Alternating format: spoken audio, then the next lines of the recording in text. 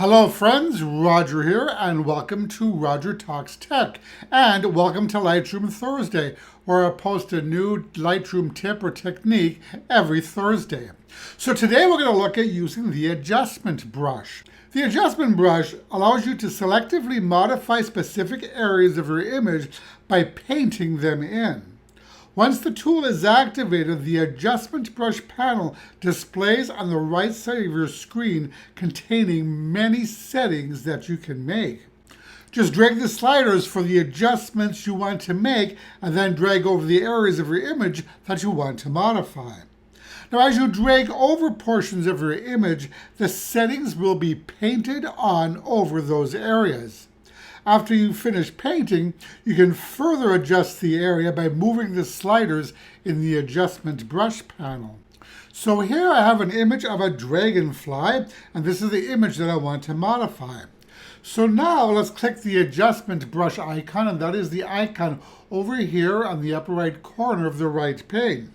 So clicking the icon activates the adjustment brush panel, which displays all of the options that you can set.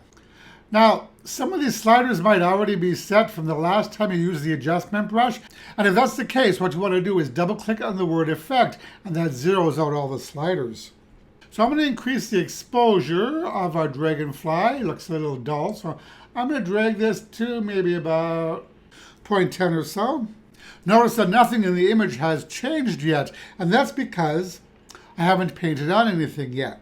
But before I do, I'm going to make a couple of more adjustments. So let's drag the contrast slider to maybe about 7 or so. And I think I'll add some sharpness as well. So I'm going to drag the sharpness to the right to maybe about 17.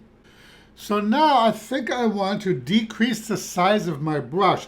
So I'm going to tap the left bracket key. So I want a smaller brush to be able to paint directly on the dragonfly. And notice that as I tap the bracket key on my keyboard, the size of the brush adjusts over here in the brush area of the right pane. So instead of using the left and right bracket arrows to adjust the brush size, you can also drag the size slider to the brushes the way you want. And lastly, I want to ensure that the saturation slider is set to 0. And now I'm going to paint over the dragonfly. And as I do, it applies these settings that we made in the panel to the image. So now in the right pane, I'm going to drag the saturation slider to the right to about 63 or so. And as we can see, that brightened up these areas of the image. And I'm going to increase the exposure too. Notice as I drag the exposure, those areas of the image that we painted brighten as well. So this means that you don't have to be perfect in choosing the sliders initially. You can fine-tune them after the fact, after you've painted on the image. So once you've added an adjustment, a pin appears in the center of the adjustment area. What's nice about this tool is that you can apply more than one adjustment into an image. For instance, you might want one adjustment to add warming to a specific area of your image, another to change the saturation on an item in the image, and yet another to adjust the clarity. So to add another pin or another adjustment, you click the word New on top of the adjustment brush panel here. And what this does is adds a new pin, and then you can drag on your image to apply the additional adjustment. To delete an adjustment, just select the pin and then tap the delete key on your keyboard. So I'm going to add a new adjustment here. So let's click on the word New. And notice that these sliders were left over from the last adjustment I made. So I'm going to double click the word Effect to zero them out. And there's some areas of brownish copper color here that I want to remove. What I'm going to do is just remove the saturation in those areas.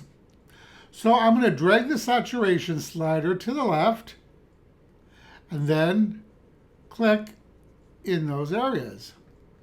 Maybe I'll even add some more saturation. Maybe I'll drag along the edges here. And this takes some of the color out of those areas.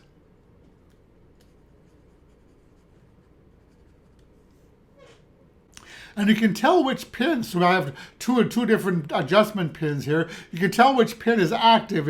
It's the one with the black dot surrounded by a white circle. So then when I'm done with my adjustment, I click Done. So that about does it. And now once you click the Done button, it applies your adjustments to the image, and our right pane reverts to the way it was with all of our normal panels here. So that is it for using the adjustment brush in Lightroom. If you like this video, please click the like button below, as that really helps my channel out. And that about does it. I will talk to you all in the next video. Roger and out.